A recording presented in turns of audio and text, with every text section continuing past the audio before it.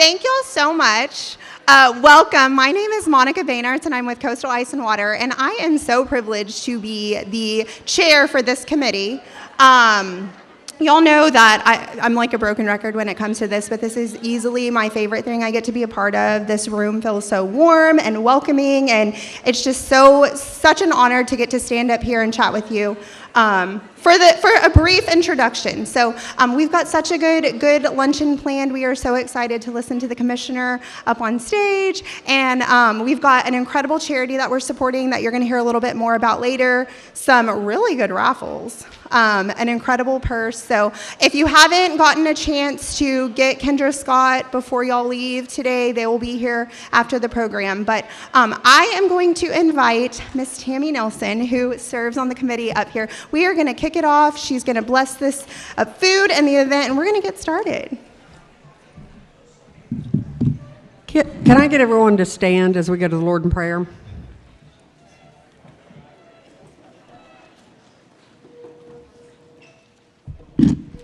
Father God, we come to you today humbled, and we praise your name, for you're the King of Kings and the Lord of Lords. Father, we thank you for this new day and the new mercies that you have given us. We thank you for the Economic Alliance and the Women in Alliance who do so much work. Father, we ask for your continuous love and comfort for those that need it in this room. We pray for every person here today that they will know your love, your peace, and your provision. We pray for wisdom and righteousness for every elected official and public servant here today. We pray for prosperity over the individuals and the businesses represented here today. May our region have your favor and protection. Thank you for this meal, Father, and may it bless us to your service. And all God's people said,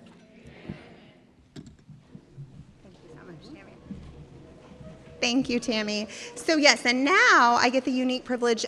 We love this building. It's our home away from home. In fact, like, it's become synonymous in my family when we have any kind of event. Oh, you're going to the college. So I am so excited to introduce our gracious host, Mr. Jim Griffin from Lyondell, Basel CPET. Come on, Jim. Thanks, you look so good in your pink. All right. Okay, well, welcome to San Jacinto College and the Lyondell Basel Center for Petrochemical Energy and Technology. You know, it's always great to have this women's luncheon because it's a full house. So thank you for coming today, and specifically, Chad, to you and your team, the Economic Alliance and that committee that leads this and puts all this effort in. We had a chance to watch them over the last 48 hours put this together. How about a round of applause?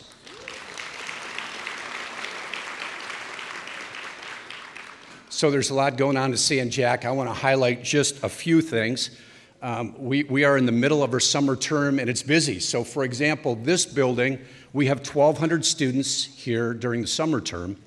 And as our college opens our fall term, which is August 18th, the college will set a new record. We'll have 32,000 students at San Jacinto College. So that 32,000 is across 5 campuses and on our online San Jac. Of those 32,000 students, 3,000 students are part of the Promise program. Quick raise of hands, how many of y'all know what that is? Have you heard about that? All right, so those 3,000 students are in district. They're part of our Promise program, and they will graduate with a degree or a certificate completely debt-free. Yeah. I have the pleasure, thank you. I have the pleasure to know a number of those students, and what I can tell you is that they would not get this opportunity without that scholarship. Next month, we'll be opening a new center, a center somewhat similar to this, biotechnology, biomanufacturing. Many of you know Houston's becoming a new hub for biomanufacturing. If you don't know a lot about what that is, a lot of people are in that same position. Let me tell you just briefly. So what we do here in chemistry and physics and a lot of our laboratories, many of you have seen those, that's a little bit what biomanufacturing looks like. In fact, if you drive down 225, a lot of those plants produce materials that go into biomanufacturing. So we're really excited to start that new program at Generation Park. We're going to be working with that workforce and those employers just like we do here in the Center of Technology, Engineering, and Petrochemicals. We are also launching our 4th bachelor's degree. We're really excited, Global Supply Chain. And I know a number of you in this crowd are part of the supply chain, which is critical to Texas and really important to our ship channels. So I'm a petrochemical guy, right? So we had ships and rail and barges and trucks running all over the world globally, and you have to coordinate that. And a good plant runs on its supply chain. So we're excited to have a bachelor's degree in global supply chain. We already have 3. We have 1 in nursing, early childhood education, and cybersecurity.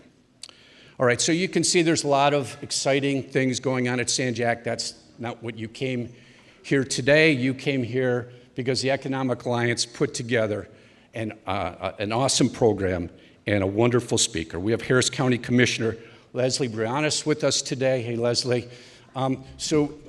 Lesley, my father was a county commissioner. Lincoln County, Wisconsin. It's that big compared to Harris County. But I remember as a kid watching my dad and the service that he gave to the community and the service that he gave to the county. And I'm sure your 3 daughters are equally as proud of you. So I'm excited to hear what she has to say and learn a little bit more about Lesley. Before I turn it back over to Chad, a safety moment. My safety moment, I've got a prop.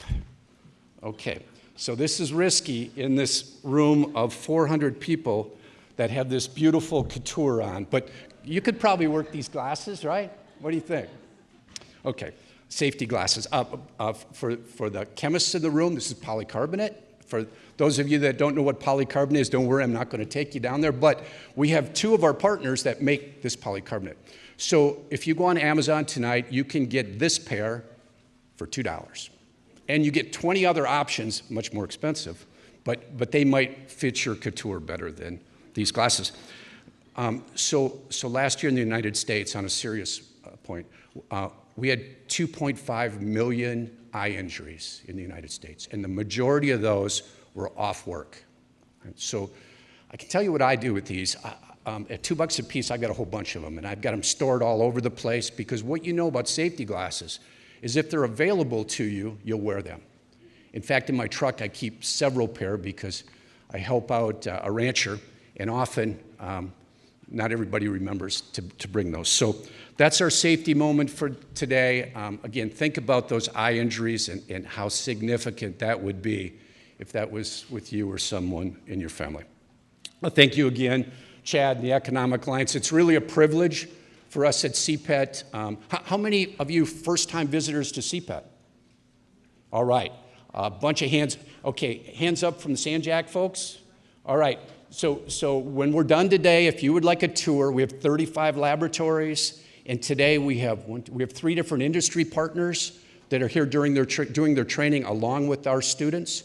So you would get a chance to meet some of those industry partners and see our laboratories. So connect up with one of our San Jac leaders and staff. And again, Chad, thanks for the opportunity. We appreciate it.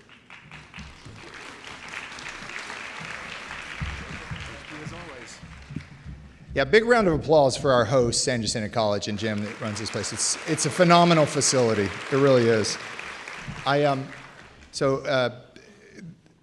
The committee that is the Alliance, the Women in Alliance, is completely responsible for what is really one of the most amazing and popular events, and I think meaningful and valuable events that we do. These 3 women's leadership luncheons. That group of ladies are phenomenal, and I'm looking at a bunch of them right now. They constantly are coming up with great ideas, with new twists, with ways to create more value, with ways to benefit charities that need to. So what we're about to do now is another one of those great ideas that came from our committee. And that at each one of our, if you've been to these before, you know at each one of our luncheons, we highlight a local charity. And very often it's family oriented, it's women oriented, it's those things that are really touching everybody's lives. And right now, I have the privilege to introduce this luncheon's highlighted charity. I hope you've heard of them. I have heard of them, and kind of been knowledgeable of them in the past. And so when their name came up, I was really, really excited to be able to kind of include them in the program and give them an opportunity to talk about what they do and the services that they provide for young ladies. So it's my pleasure right now to introduce Melinda Stevenson, who is the Executive Director of Clothed by Faith. So let's welcome them.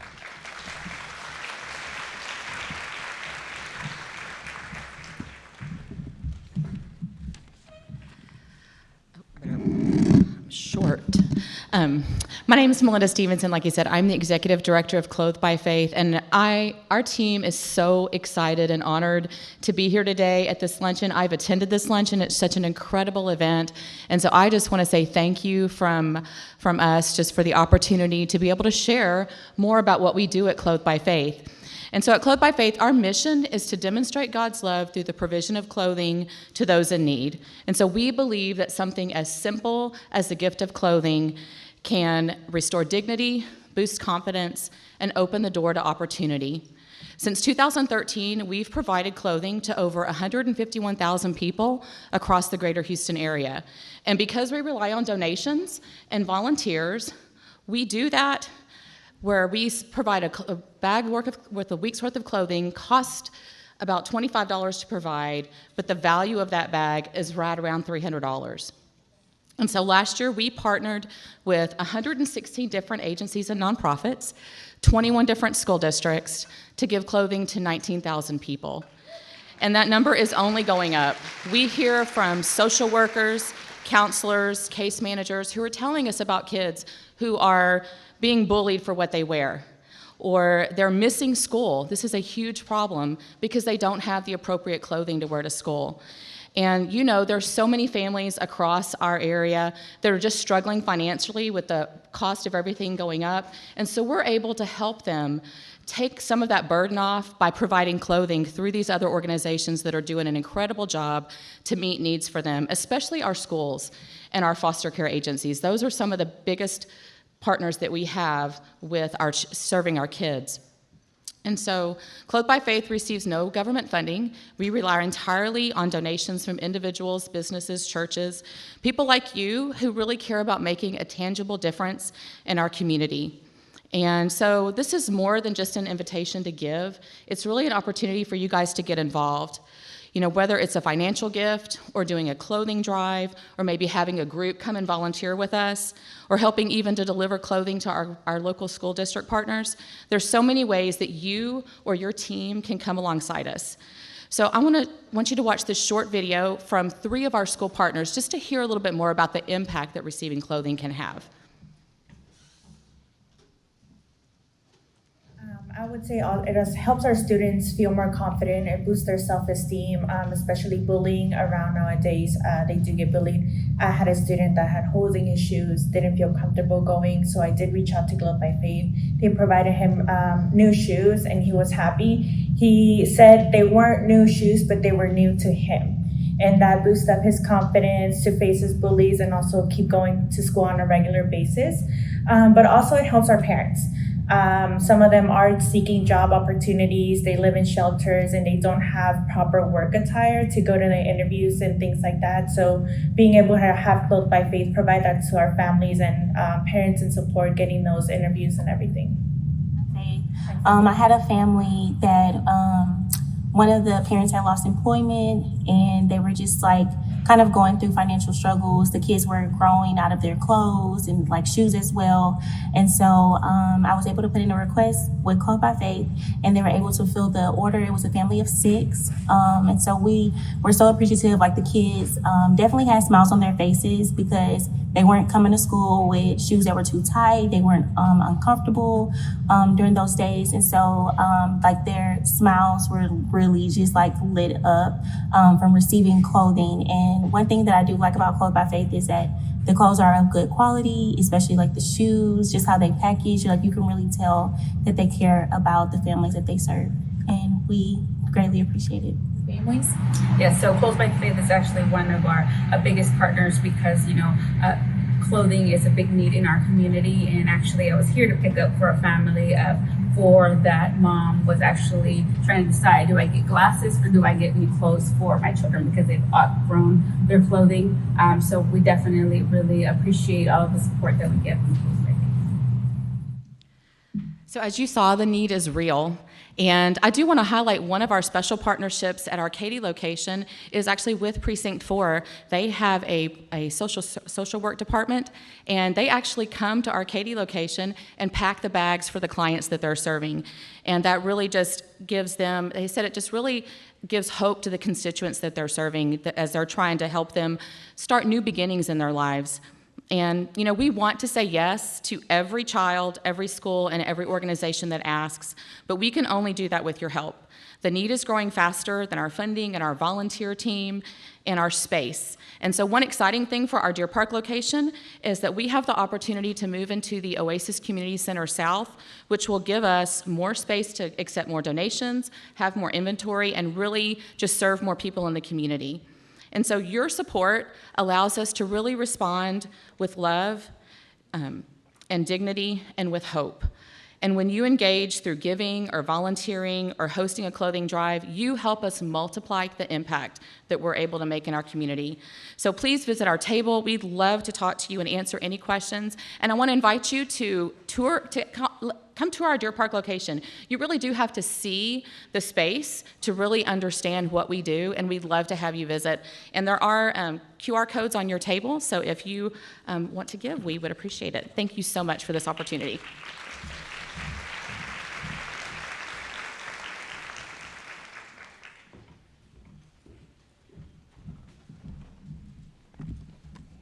I know Melinda mentioned these, but here are the QR codes. That's what they look like, and they're on your table. So let's help support what is just a fantastic cause. All right, so Maricela told me that right now you have a few minutes to go over and get your raffle tickets for that crazy awesome purse, apparently, that I wouldn't know what anything to do with. But anyway, there is a couple of more minutes, and then they're going to cut it off. So it's the purse raffle. If you want to grab some tickets, go ahead and get that. Now on to enough of me and on to our honored guest and our moderator, which I'm not going to read their bios. There's some great little short bios in your program. So take a look at that. I will say this about Blake Ellis, our moderator, a really good friend of mine who, I'm saving the commissioner for a second, okay? So a really good friend of mine who I met basically a year and a half ago. We both were fortunate enough to go through the American Leadership Forum class together last year. And on our very first night that we came together, for some reason, our facilitators set us next to each other, and we immediately started talking baseball and football and Arkansas and Texas and all kinds of fun things. And then we go through the class, and it's fantastic. There's retreats. We end up in a week in Colorado, and actually this week, right now, the next class, one of the next classes are in Colorado as we speak right now, doing the same retreat and hikes and all kinds of fun stuff that we did last year. And I think it was yesterday or Tuesday or Monday of this week, I got a picture from one of the facilitators that's there with that class right now, and it's of this giant rock and this hill that Blake and I ended up racing down, and he was like, I still see you two guys racing down this hill right now. And so that's the kind of friend he is. He's just a fantastic guy, and he does great work for the commissioner and for Harris County, and so I really appreciate him and all that he does. Big round of applause for Blake. Our guest speaker that we really want to hear from is Commissioner Lesley Briones. And again, look into the program for her bio, but I'll just tell you this, and I'm sure they'll dive into this, but she was a teacher, She was a judge, she is a lawyer, and I think she has been executive director or run a nonprofit as well, right? So, I mean, just amazing career so far. At the same time, a mother, three daughters, yeah. So she's juggling a lot, right? And at the same time leading the county. And I'm not exaggerating when I say every time that I talk to, whether it's Mayor Whitmire or whether it's Commissioner Garcia or Commissioner Ramsey, the people that we interact with for our work, they all have the same thing to say about Commissioner Briones is she's a leader, she's got a level head, and she's a hard worker, and she's just a really bright star for this county. So help me welcome Blake and Commissioner Briones to the stage.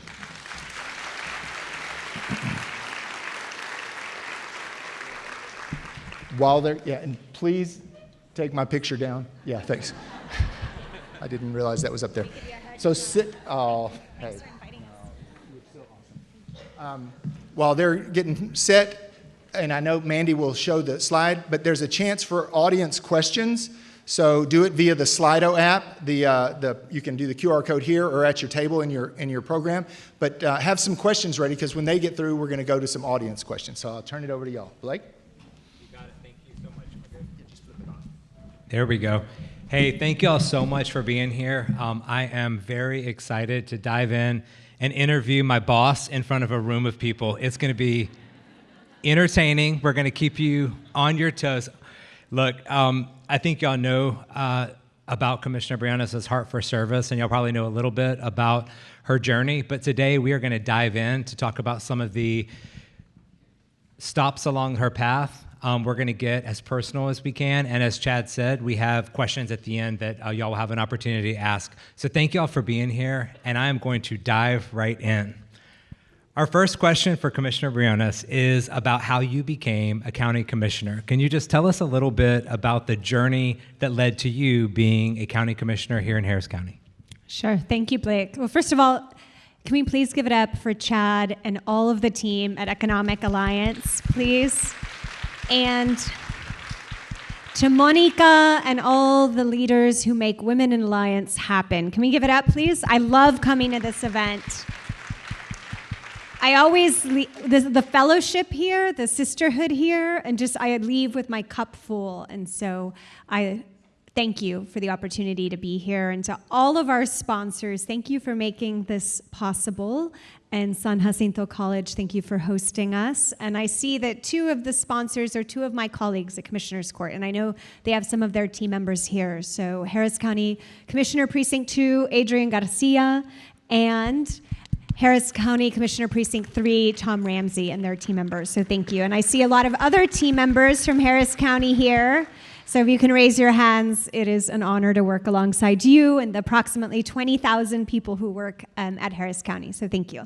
So Blake is one of my favorite people in the whole world. As Chad was describing, to know him is to love him. So, he's my boss basically all the time. So, but to answer your question, I never, ever planned on running for office. I literally would always say, oh, never, I would never do that. The truth is, and I'm not exaggerating, I don't even like politics. I really don't. I like people, I like service, I like community, but the kind of drama, theater, division, it has just never been my thing. But the way I ended up coming to do this was a complete unexpected blessing, and I love the prayer that was, I'm a person of faith. It really was an unexpected blessing. My parents are teachers, retired teachers after 50 years. I grew up in South Texas, in Laredo, on the border. Service was everything, volunteering at the church, family and faith, basically. Well, fast forward many years, I was a teacher, I was a lawyer, and there was an opportunity. They were appointing someone for a vacancy on a bench. And I went through multiple rounds of interviews, and I was appointed to be one of your judges here in Harris County, a civil court judge. And that was a blessing. I mean, for a little girl from South Texas, from the border, that was beyond my wildest dreams. But of course, it's Texas, right? If you want to be a judge or stay a judge, in my instance, after being appointed, you have to run. So I just quickly had to start running for office. I had never planned this, as my husband often reminds me. He's going to come up a lot in this conversation.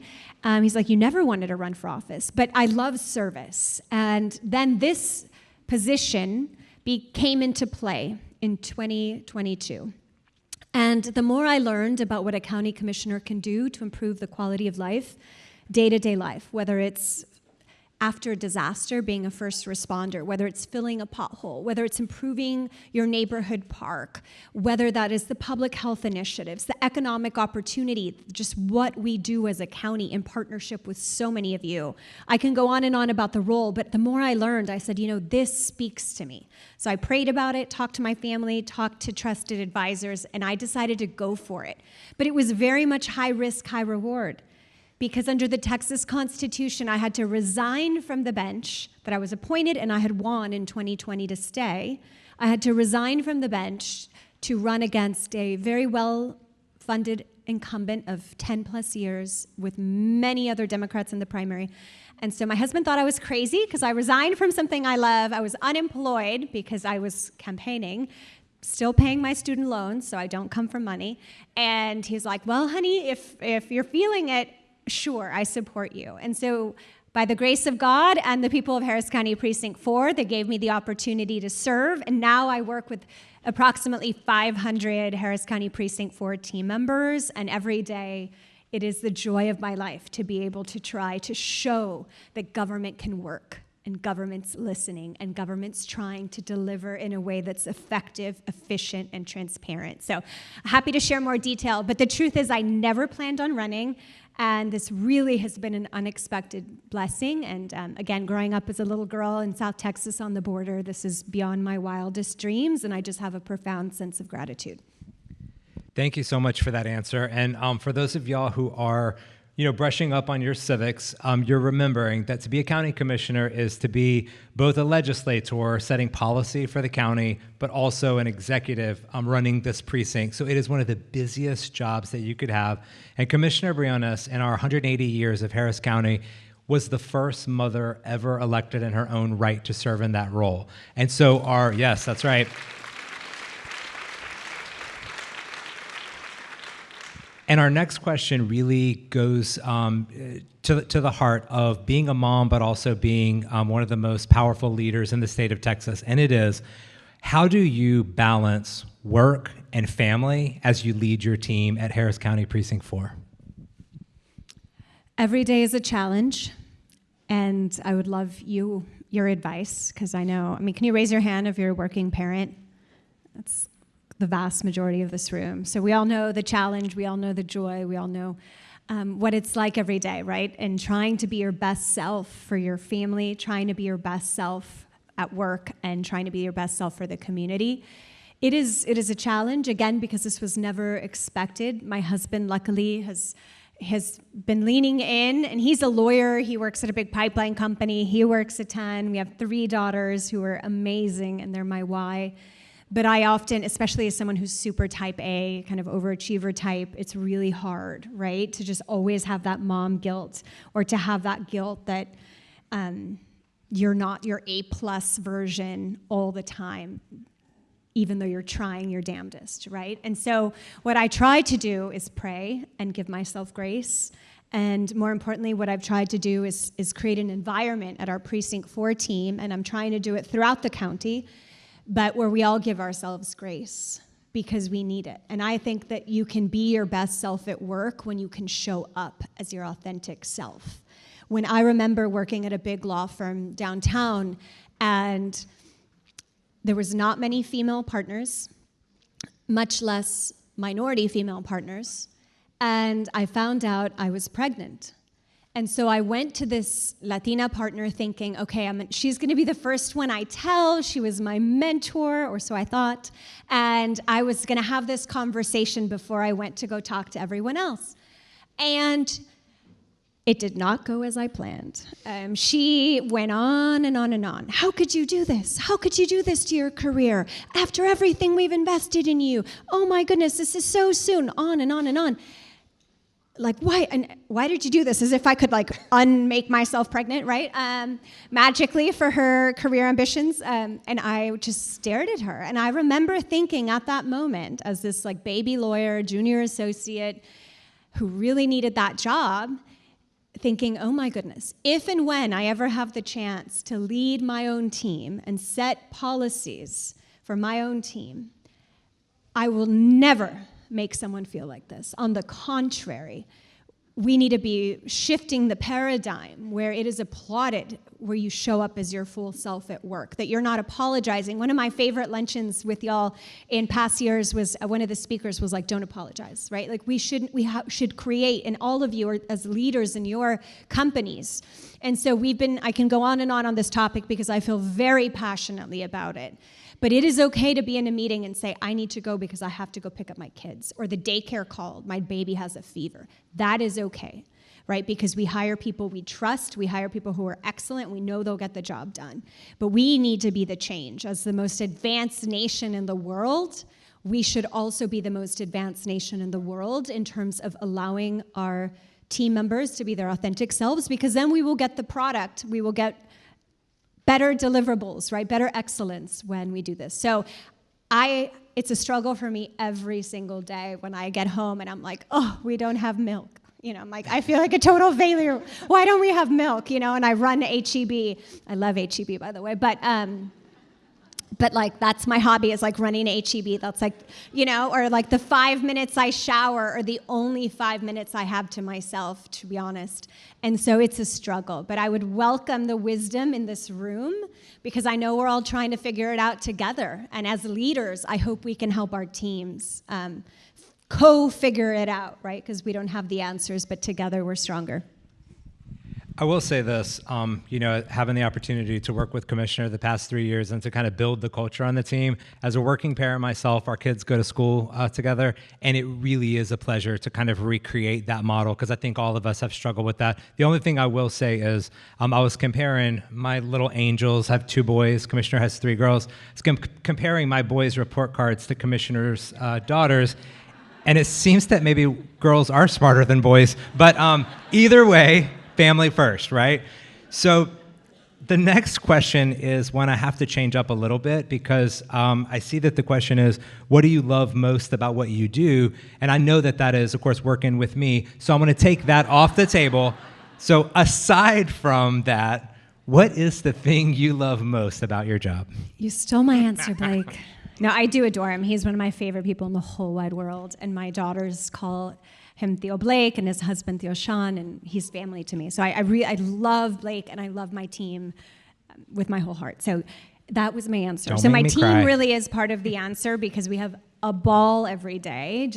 But what I love is going into the community and listening, right? And you can only imagine all the things we hear, right? Good, bad, and ugly. Often the bad and the ugly. But that is why we're there. We are there to listen, to hear the concerns, to hear the complaints, to hear the priorities, to listen to the priorities from the community.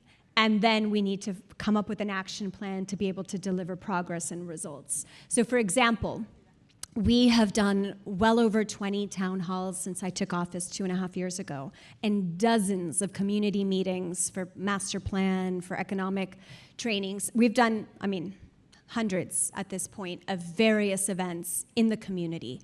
When we took office, our website was in 1 language. I'm proud that we live in one of the most international places in the nation and one of the most diverse places in the nation. So from 1 language, now it's in 12, right? When we do community master plans, we do them we try to do as many as we can afford, but as you know, we have a county budget, but 7 languages because I want everyone to be able to know that we value their input and we are listening. So my favorite part of my job is to go and see people, many of whom are very disillusioned, frustrated, upset, and understandably, I get it.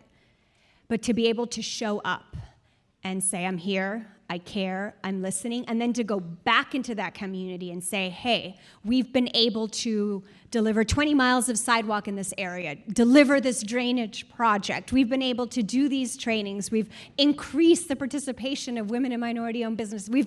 And just showing what we're able to deliver based on the priorities that we're hearing from the people. So in sum, what I love is showing this is a government of the people, for the people, by the people, as far as I'm concerned, and as long as the people give me the opportunity to serve. Great answer. So, Commissioner, you mentioned earlier having a tough conversation with someone that you viewed as a mentor. And our next question kind of goes along those lines. What advice do you have for women who are seeking mentorship and networking opportunities?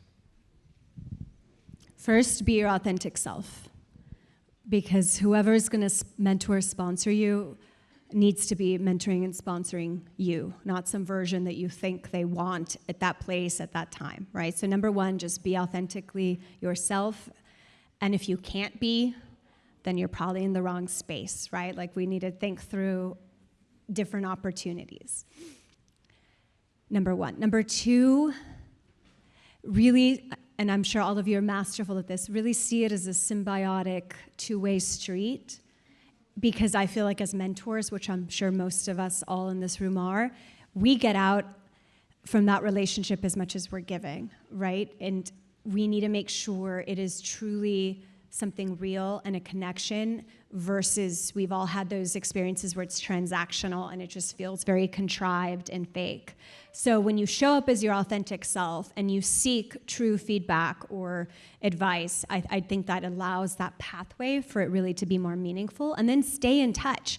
I know that so many times folks, I've offered, hey, call me anytime, right? I'm here for you. And I'm a teacher at heart. I'm the daughter of a teacher. I used to be an 8th and 10th grade teacher, adjunct at U of H, at Law Center, I used to be. And then a lot of folks, so for the younger folks in this room, when people offer, take them up on it and stay in touch. Or if they, send them an article that might remind you of the conversation. Or if they give you advice about X topic, when X topic plays out, for better or worse, circle back and say, hey, thanks for talking me through this. And so just make it real and follow through, I would say. Great answer. And really staying along those lines, talking about the roles that women play leading in business and in community, what strategies or mindset shifts do you think are essential for women to navigate and thrive in competitive, fast-paced environments? So one, execute with excellence, right? And whether it's fair or unfair, we're often having to do more, right? But we all know we can run circles around anyone we decide to enter the space with. Just make sure you deliver with excellence and show up with both a confidence and humility that is unflappable, right? Because there's, as we know, there's just so many stereotypes. And as a mom of 3 daughters, I just hate, raise your hand if this has happened to you, I hate when people call my daughters bossy. And I'm like, nope, they're leaders, right? Like, you show up and you just say whatever, because and I love the wonderful men we have around this room, and I have to say my father is the biggest feminist I've ever known. He's the biggest champion of women, truly. Like, I love my dad, he's my best friend. My husband is an amazing feminist, my best friend's amazing feminist. However, men think they're born ready for the most part, right? Like, they'll just go and do it. And we often second guess ourselves, right? Am I ready? Is now the time? Victoria and I were just talking, one of my Precinct 2 colleagues, we were just talking about a mutual friend who's a rock star. And she, sometimes we just get in our own heads too much. I'm not ready. This is not my time. Well, let me wait till next time, maybe next cycle. It's our time. Period. Full stop. One of my other dear friends, I love how she puts it. She says, why not me? Why not me? Why not us, right? Let's step up to that plate and volunteer ourselves. Worst case scenario, we don't win or we fail, but we learn and we're tougher and stronger for it. And we've learned something along the way. So the next time you hear that voice in your head that's not now, not ready, something along those lines, which I know has happened to all of us, try to silence that voice for ourselves and then with all of our friends that seek our counsel, right? We too were born ready. Why not us? So that's what I would say. Thank you so much. The next question is a little bit more personal, and it's about your leadership journey. As you think back on your career, can you think of a particularly challenging leadership experience you faced, and then let us know how you navigated that challenge? So there's been many, and as I pinpoint which one I want to share, to add on to the last answer, in all of our leadership roles, we need to make sure, and it's going to tie into the story in a second, we need to make sure we're bringing other women and wonderful men allies, women to the table. So for example, in the appointments I have made since being your commissioner, 80% have been women. 80% of the appointments to boards and commissions. So many of these boards had never had a woman. And in the year 2023, 2024, 2025, that is far from unacceptable. And we just need, whether it's in our hiring, in our promotion decisions of our teams, appointments, bringing folks onto boards, make sure we're just always paying it forward to others. Now, one of my hard examples was, again, sometimes we think there's this affinity, right? Oh, well, you're a fellow woman. Of course you're going to be supportive of women. And I have fallen against a hard floor, brick wall, whatever analogy, many a time. So I'll think of one time when I had this boss, a female, again, mother of 3. I'm like, oh, wonderful. This is going to be different this time. We're more or less around the same vintage in terms of age and career. No. It was one of those women that's like threatened by other women. We all know those. We need to get rid of those. And if any of us have an ounce of that, like, hell no. I'm like, empowered women need to empower women. So it was one of those things. I'm always very polite. To me, respect is non-negotiable. And you can say, oh, have you thought of it this way? Or I see it a little differently. Why don't we consider X, right? Like, I'm a litigator by nature, so I can be fierce and depose the hell out of anyone, but that's not how I was being, right? It was a different job, not a lawyer job in this instance. And it was just somebody who just didn't want another strong woman to present ideas. And everything had to be her. And I don't care about credit. I'd like serve it up on a platform to her, and it was just like, I don't want any competition. And it was so... And maybe I'm too idealistic, but I truly believe that women need to support each other, right? We must, because if we're not going to support each other, then we're losing already, right? And on the contrary, I know we have so much to give, and by nature, we tend to be so collaborative, right, and communal. So I want us to make sure that as we grow leaders in our companies or precincts or wherever you may be working, that we're growing the type of leaders, men and women, but the type of people who are always creating space for others' ideas, for others' contributions. And so it's been really hard when sometimes when I just too positively assume that there will be allyship when there is not. So I challenge myself and all of you to make sure we're those type of women that are always bringing others with us. So. Well, for our next question, we have to have a little bit of audience participation. Y'all are an amazing audience so far, so let me ask, raise your hand if you have ever attended or watched virtually Harris County Commissioner's Court. I am very impressed, and I sense that maybe this is not reflective of the entire population, but great work, everyone. So our next question is really to you as a commissioner, and it is, what are the greatest challenges that you're facing right now as a Harris County commissioner, and how do you navigate those challenges?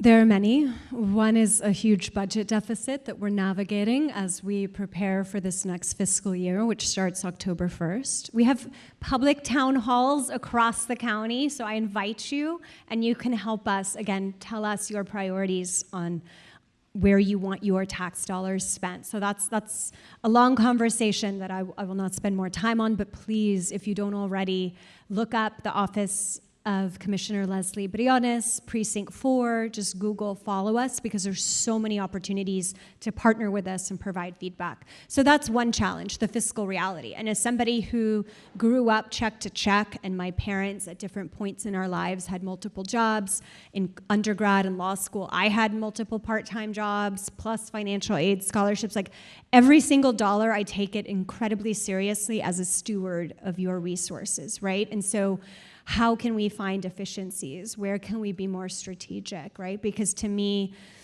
asking the public to raise taxes is last kind of option, right? We need to make sure we've scoured the universe in which we are asking all of our departments to suggest cuts to all of them. So anyway, more on that topic. Feel free to join us at our town halls, or you have an open invitation to come to Commissioner's Court. I love it, so we can have fun together and you'll learn a lot. But other challenges are just, again, this sense of kind of disillusionment on, oh, government, nothing will change, nothing will get done, this sort of sentiment that I'm sure you've heard in your families, your neighborhoods. And to me, again, maybe I'm too idealistic, but government must work. It must. And it must work with industry. It must work with the school districts, with our places of worship, right? The government is not the answer. It's a partner with this ecosystem, because the government is us, right? And so really kind of trying to change this paradigm and switch it to government as a partner, government as a convener, government as somebody who's going to be a thought partner as we solve problems together. And so that's kind of a macro challenge that we see a lot. And again, as somebody who never, ever thought they'd work in government, I hope that with my persistence and idealism, that we can together help change that, because all of us deserve, and our kids deserve, that the government works for them, right? So that's another one. I can go on, but those are, and then also navigating, right? Harris County is the third largest county in the nation. Harris County is larger than 26 US states in terms of population. So, and we have 34 cities within Harris County, and I love it. Getting to partner with the 34 cities, getting to work as collaboratively as possible with the state and federal government. And that also is an intense challenge because of various changes, court decisions, changes in law. And again, I'm a positive person, so I refuse to just box myself in some kind of political corner. On the contrary, I think we owe it to the people to find what we can agree on, our common ground, common purpose, and make progress. Like, period, period, period. And so I'm really just trying to work with anybody and everybody who wants to get things done. Because as a working mom of 3, we need to get things done, period. And so that has been a challenge, because some people want to talk about things, but they don't actually want to do the work. Or they rather just box themselves in corners. And I'm like, no, if we're ever going to continue to build that credibility and that faith, it's all about results and tangible progress. So whether it's flooding, whether it's road repair, whether it's so many things. But I encourage you, we would love for you to lean in even further. I know so many of your companies already work very closely with the county. We want to partner with you. We want to get better. We all want this region to be as competitive and as safe and as enjoyable as possible. So please, 24/7, feel free to reach out to me and my team. So think back to Leslie Mitchell, not Lesley Briones, 21 years old. I assume making straight A's, of course, but probably staying out a little later than you stay out now, having some fun on the weekends, right? If you could go back in time, you have fun on the weekends, just with the kids, So you could go back in time and give advice to 21-year-old Leslie. What would you tell her? Well, I did have fun, and we still have fun. We do. Fun evolves. I have to go to bed by 10. I'm sorry. We're both crazy early birds, right. But that's good. We maximize the day. I would tell myself to never tell myself no, kind of along this theme. right? There's so many in the world who will tell you no. You should never be one of them. You just have to go for it. And I did do that, but I could have done it even more. And so that would be my advice. And when I was teaching at U of H or when I was a teacher, I'd always tell my students that. And when we have a lot of interns because, again, I'm always going to be a teacher at heart, and that's what I always tell them, just go for it, right? I learn from my failures more than I learn from my successes. So worst case scenario, you're smarter and stronger. Like, it's a win-win proposition. Just go for it. And so that's what I would tell the younger Lesley and anyone who might be thinking about that. Love it. So our last question before we turn it over to audience questions is, what advice do you have for women aspiring to lead in fields that have been traditionally male-dominated? What advice would you give those women? Very similar. Just show up and do it and be as prepared as possible, be as excellent as possible.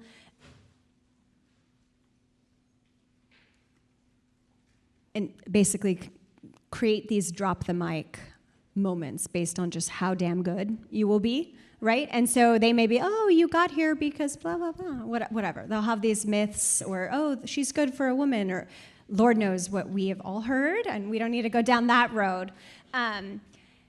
But our perspective is invaluable. Our perspective is needed. But it's up to us to step in those spaces. And again, I see wonderful, brilliant women, but I also see brilliant, kind men. And the places, even as commissioner, the folks who encouraged me to run were all men. It wasn't like women saying, hey, there's never been a woman who ran Precinct 4. Or, hey, by the way, there's never been a mom in her own right elected. It was men who were like, Lesley, you'd be amazing, because they had seen the merits of what I had done as a judge, a lawyer, etc. And so prove yourself through your work, but also never put yourself in some kind of box they can check, right? And progress has taken way too long by my estimation. We shouldn't have the first of anything anymore because we're in the year 2025. So it's up to us to leapfrog progress, again, by all those we can bring along. And it's up to us to prevent the erosion of our rights and this retrogression that we're seeing in many spheres. And so that would be my advice to you. And so I think about this all the time. I'll end with one example before we open it up for questions. In 2020, thanks to my colleagues, Commissioner Ellis, Commissioner Garcia, and Judge Hidalgo, they ordered a disparity study. The third largest county in the country in 2020, and I'm looking at Estela, who has been helping to lead our wonderful Department of Economic Opportunity and Equity. Thank you, Estela. And team, I see all the Rockstar team members here. In 2020, only 9% of county contracts were going to women-owned businesses and minority-owned businesses. Now we've gotten that up to 29%. Substantial progress. Again, results we're delivering. But the women-owned business numbers still leave a lot to be desired. And so again, it's up to all of us to empower each other, to think of each other, to make sure that when opportunities arise, we're thinking of the brilliant people in this room. And so let's keep doing that. Just be mindful. I think we have great intentions, right? But we all just need to be as mindful as possible in breaking down those barriers for ourselves and each other. Wonderful. Well, we're excited to take audience questions now. Very good. So let's give them a big round of applause.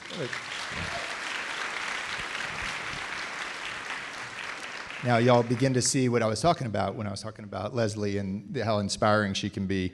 Thank you, Chad. Now, we gave Blake all the easy questions. Here come the tough questions, right? No, actually, I'll start with this because you talked a little bit about mentorship early on. And so who specifically is a mentor in your life, current or past, and what have they helped you with?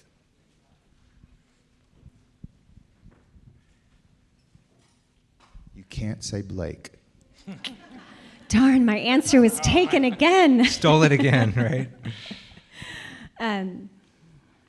So I'll say he is a colleague and partner now, but somebody who's been a great mentor since I met him years ago is Commissioner Adrian Garcia. And I'm not just saying it because his team is in the room, but truly.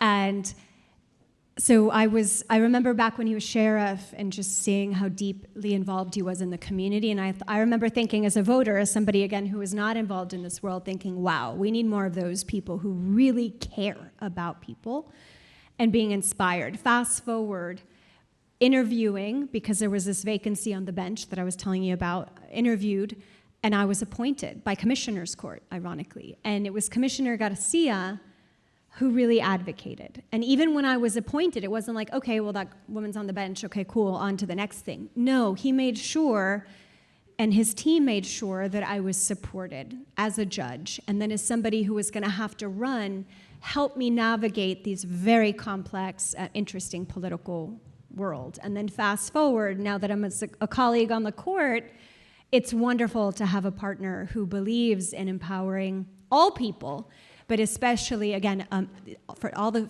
few good men in here, the many good men in here, having men who are going to champion not only men but women. And he's one of those people. And he's done it for me time and time again, and I'm so grateful. So, funny story. So when we're putting the agenda together, I knew what Commissioner Garcia meant to you, right? I know y'all are great friends. And so I called him up and I said, hey, would you like to introduce Commissioner Briones today at the event? And immediately he was like, yes. In fact, we were texting. I was at a baseball game. And he said, yes, I'll be there. And then 2 days later, his staff calls me and says, you realize he is not available for that, even though he said yes. He is speaking at another event at the other side of town. So that's what he means to you, or you mean to him. I mean, he was like immediately, oh, absolutely, I want to be there. And then his staff had to correct him. I think Esther said, no, by the way, you are speaking at another event at the same time. So it doesn't surprise me. He's the real thing, and that's what we need in government, right? On both sides, to me, it shouldn't be about partisanship. It should be about a true public servant, and he's the real thing. I see it up close and personal all the time. And y'all work so well together on court. Here's a question that I really like because I try to do this myself. Okay, so what daily rituals or habits help you to stay grounded and aligned? Well, I'm reading that one kind of with another one. Let me think. Let me find it here real quick. Because it's almost, oh, here it is, yeah. So how do you mentally or emotionally shut off when you walk through the door so you can be present for your family? And does that include like a daily ritual or kind of mind reset when you get home to realize that you don't have milk and have to go to H-E-B, right? Living the wild life on my drive to H-E-B. I need better rituals is the answer, to be the real answer. Definite work in progress. I pray a lot. So like prayer is my reset, and music. I love music of all kinds, and so music is always kind of another way I do it. I really need to get back into working out. So one of my many part-time jobs in undergrad and law school was I used to teach spinning and kickboxing, and I was a personal trainer. I've had 3 knee surgeries and 3 babies, C-section, and I just stopped working out, and I miss that mental clarity and that stress relief. And I was just smiling because my wonderful security detail, Harris County Sheriff Deputy of 25 years, he works out every day at like 3:30 in the morning. And so he was smiling as you were asking me that because he's like, I know you better not say working out because I don't. So I need his discipline because he is like the most healthy, disciplined person I've ever met. But it's a work in progress. So I welcome ideas. I welcome tips, because I need them. But I do wake up at like 4:30 because I love the morning and the promise of the day, and I'm in meetings and events all day, and so I need some time to review and to do my emails and all that stuff. Very good, very good. Here's a good one, a fun one. What advice do you have for women aspiring to run for elected office? Do it. We need more great people, period, men and women, and we need more women, period. Running for office, however, is not for the faint of heart, especially with social media. People think they can say and do anything, and it's very cruel. I personally really don't care. I have very thick skin, but my kids read it. And as much as I try, it really hurts my kids and my husband. So make sure your whole family is really bought into it. And then, of course, you see more and more incidents of of folks shooting elected officials and the security threats. We've had death threats. So again, I have faith in the Lord, and if it's my time, knock on wood, I hope it's not my time, but it's my 3 little girls, and that weighs on my heart because of their worry and my husband's worry, and that hurts as a mom and as a wife. And my parents, my mom is like, mijita, and she's, praying all the time, but so do it because we need you, the government needs you, the people need you, and go eyes wide open, because it is a lot of family sacrifice. I'll put you on the spot with this one. Are there any books that you recommend for personal development or growth? And what are you reading right now? So thank you. Deputy Divas, did you hear what I said about you? She told me how you work out at 3:30 in the morning and try to get her there as well. So she's already there. When I asked him Deputy Rivas a round of to applause. stop Look at at him. Whataburger, I disappoint him daily, but one day I'll have his health rituals. Books. I love reading. I was an English major. I don't get to read as much as I would like because I'm always working. But so one book for leadership, and especially if you love organizational health and team building, The Advantage by Patrick Lencioni. Have any of you read that book? The Advantage, you should totally read it. We have made that our framework in terms of why do we exist? How do we behave? What is most important right now? Like, we have made that part of our organizational health in terms of mission, values, strategy. We hire around it. We have a whole performance evaluation around it. I would highly recommend it to a room of leaders. The Advantage. Put it in your cart by Patrick Lencioni. I've also been reading because I'm trying to seek the wisdom and knowledge of others. I read a great book by Governor Gretchen Whitmer the other day, True Gretch. It's a really quick read. It's fantastic, just lessons from her life. My dad also just bought me The Art of Power by Nancy Pelosi, so I haven't finished that one, but I'm reading that. But I like books of all kinds. I really miss fiction, but my poor husband, whenever he takes me on a trip, I'm like, okay, now I can read. And I just sit and read for a book a day. I love to read. I used to be an English teacher, but anyway, sorry, Blake, I don't get to read as much. This one here loves to read too, so you should ask him for a recommendation. So we'll jump to that real quick. So first, what book do you recommend, Blake? And then second, follow-up is, what's it like working for Commissioner Briones?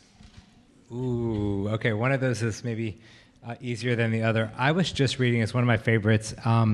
It is a book called Once Upon a Time in Texas, and it's just about what people can do when they come together around the power of an idea, have a few drinks, and have some fun. So that's a great book. It's actually by, if you know, Governor Ann Richards. It's by her ex-husband. So he says very positive things about her, but he does say in that book the only time he ever thought about not being a feminist was whenever he was working for the Attorney General of Texas, who was about to run for governor, and he looked on TV and he saw his ex-wife announcing for governor against his boss, and right behind her was his mother and his current wife, and none of them had even thought to loop him in, and he said, I was questioning feminism at that moment.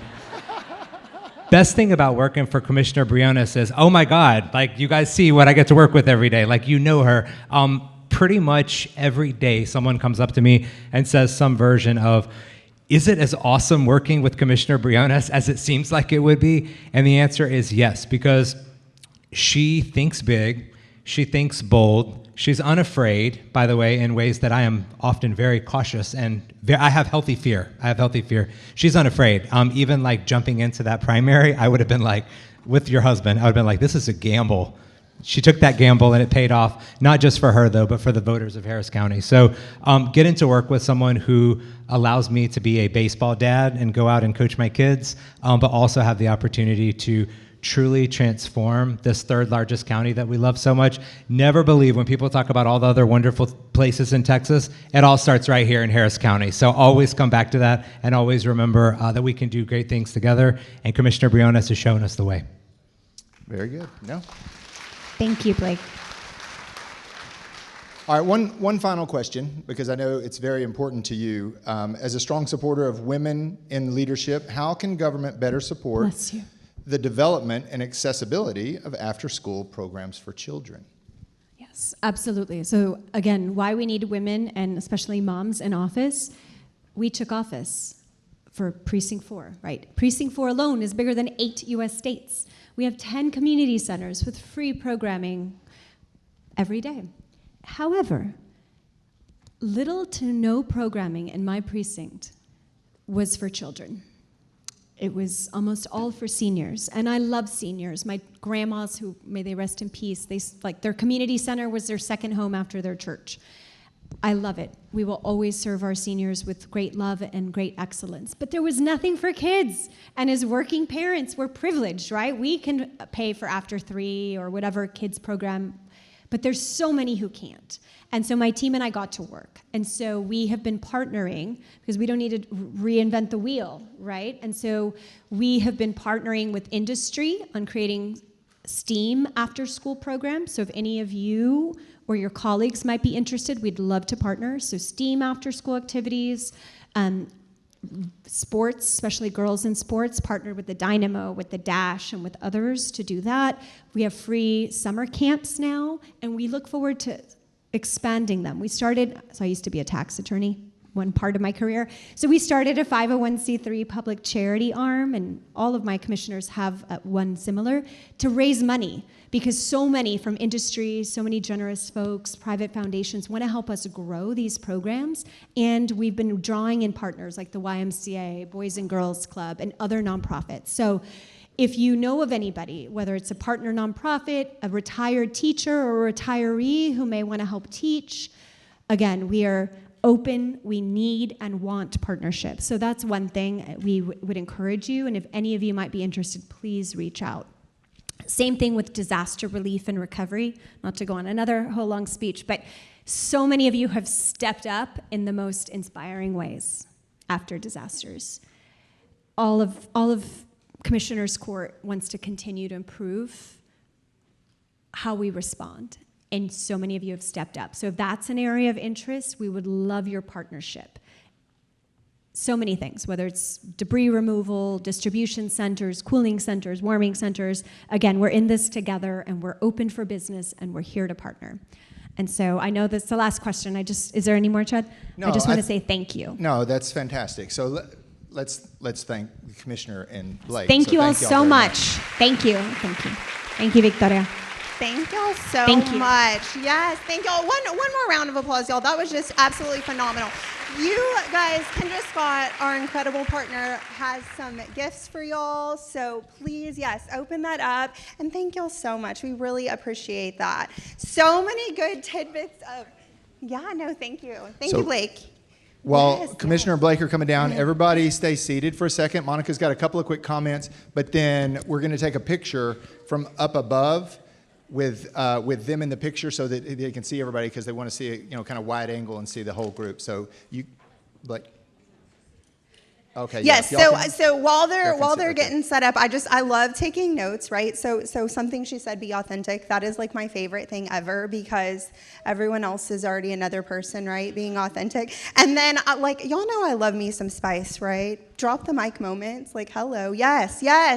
Those moments when you're prepared, when you're there. So thank you all so much. Thank you, Commissioner. Fabulous. You killed it. I love hearing all those tidbits of information. So are we doing a cool selfie up here?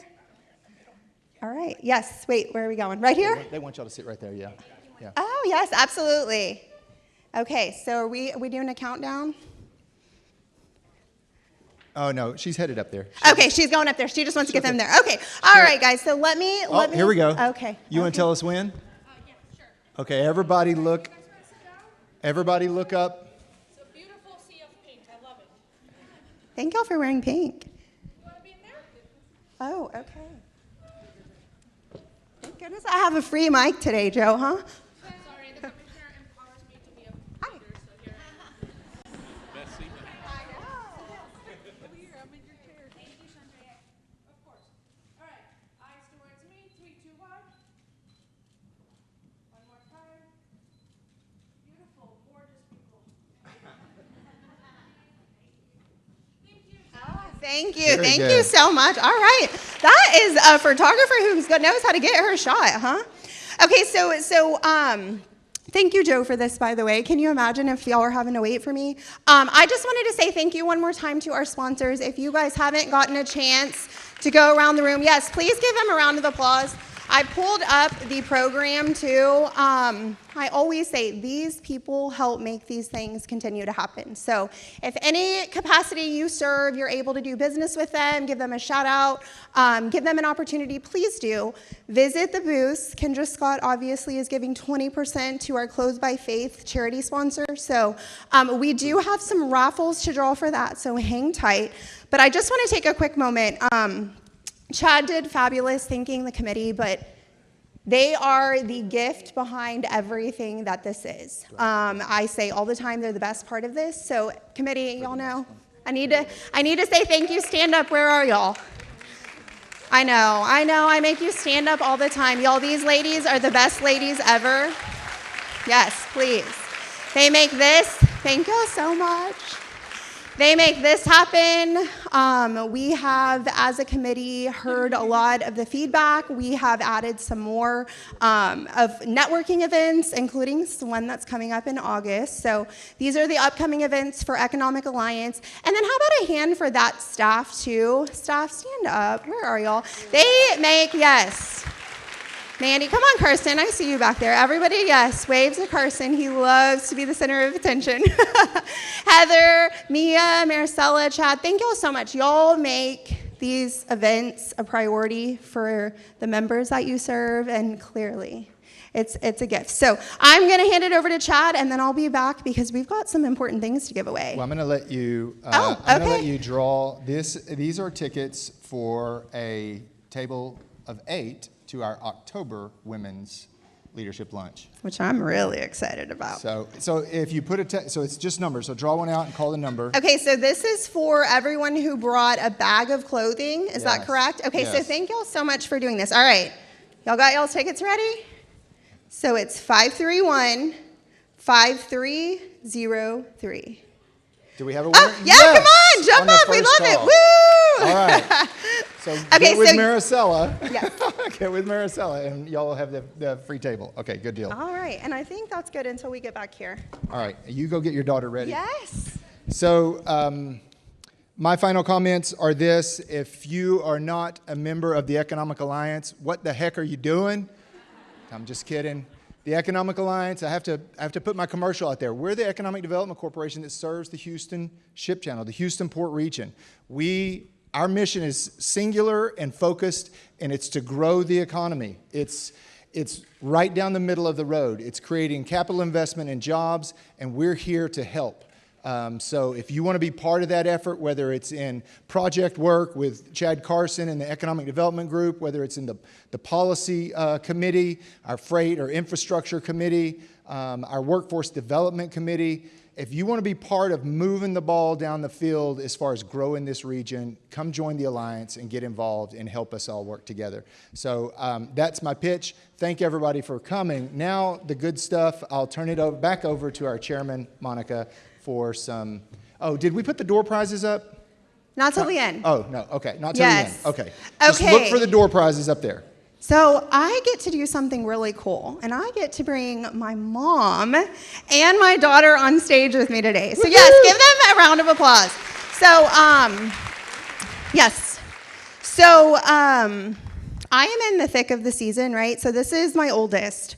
But something I remember I had one of the other quotes that she wrote down was that if you can't be authentic, or that I wrote down, is if you can't be authentic, you're not in the right spot. And just really quick, my first day back from maternity leave with my brand new baby at home, y'all know that first baby, you're like, don't want to go back to work. You're like, what am I doing? I had probably one of the hardest conversations with a boss. And it was one of those things that I don't think she meant it the way she did, but it was not what you tell hormonal postpartum mom at all. And I left that and I said, look, I am who I am. I'm big, I'm loud. I say I'm polarizing. You don't feel indifferent about Monica Baynard. You don't. You are like, that's my kind of person, or that's not. And so I said, if this is not the place for me, then I need to know that, because I'm going to go somewhere else.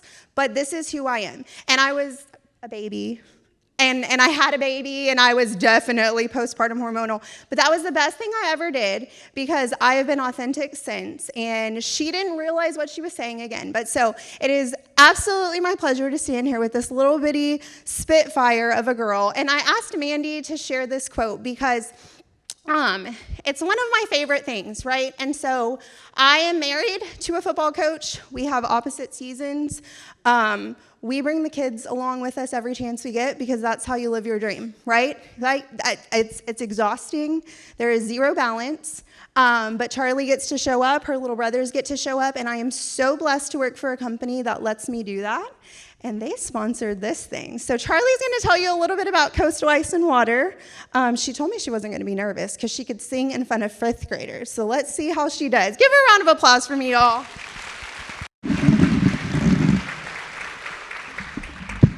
I'm really short, okay. Hi everyone, my name is Charlie, aka Monica's Mini-Me. I'm 11 years old and I'm really excited to be here today. And thank you all for letting me speak in front of you. It is an absolute pleasure.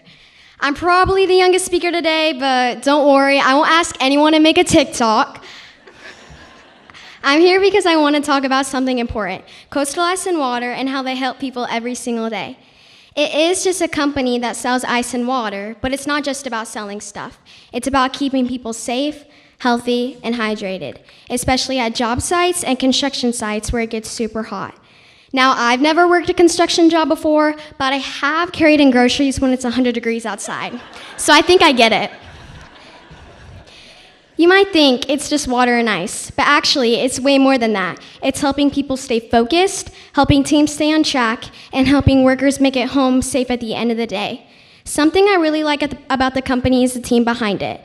They all play such an important part. They put in their hard work and care for what they do. My grandma, who I call Nana, works there as well. Now, Mr. Scott, the boss of it all, is incredible. He cares not only for the company, not only for the workers, not only for the customers, he cares for everybody. I remember when my little brother Shep had surgery on his stomach a couple of years ago. Mr. Scott got him toys and made him feel so much happier. He cares about his people inside of work and outside. My mom spends a lot of her days doing presentations about the importance of hydration to entire teams. She's passionate about what she does. We have to hear all the time how important staying hydrated is. And that's what this company is really about, helping people when it matters. So to everyone here who's a customer of theirs, thank you. You're keeping some of the most hardworking people I know employed, but really getting to watch them do what they love as a company every day is special. It's a company of hard work, and they all really do put their blood, sweat, and tears just to keep you hydrated. Thank you for listening to me today. You've been such a great audience, way better than my little brothers. They only listen when 1, there's food, and 2, a TV occupying them. So stay cool, drink your water, and keep being awesome. And make sure you're choosing Coastal Ice and Water for your job site hydration needs. Look! Is she coming for my job, y'all? Todd, you did so good. Y'all, I don't know, I wish that I had her confidence, because rest assured, I do not. I do not. It takes everything I have to get up here. Okay, so this is what we've been waiting for, right? All right, I said I was gonna make y'all pause and take a selfie, but I didn't even bring my phone up here. So, all right, come on, let's go. Let's see what you got, girl. Y'all need a drum roll. There we go. All right, let's see. Oh, she's doing it. Hector Villarreal. Oh, yes, Hector, are you in here? Show your face. Where are you, Hector? Hector. Unfortunately, you don't have to be present to win. I know. Hector, you're not here. Going once, going twice. Is that, yeah, this is right? Okay, all right. Well, listen, thank y'all so much. Y'all have been amazing. I really wish Hector could come up and model the purse for us. We do have some raffles. If you entered your business card, we've got raffles up here. Do not forget to check out Kendra Scott before you leave, and then the booths around the thing. And we will see y'all at the networking event in August, and then right back here in this place in October, because we've got an incredible luncheon planned for then. So thank y'all. Here, sis.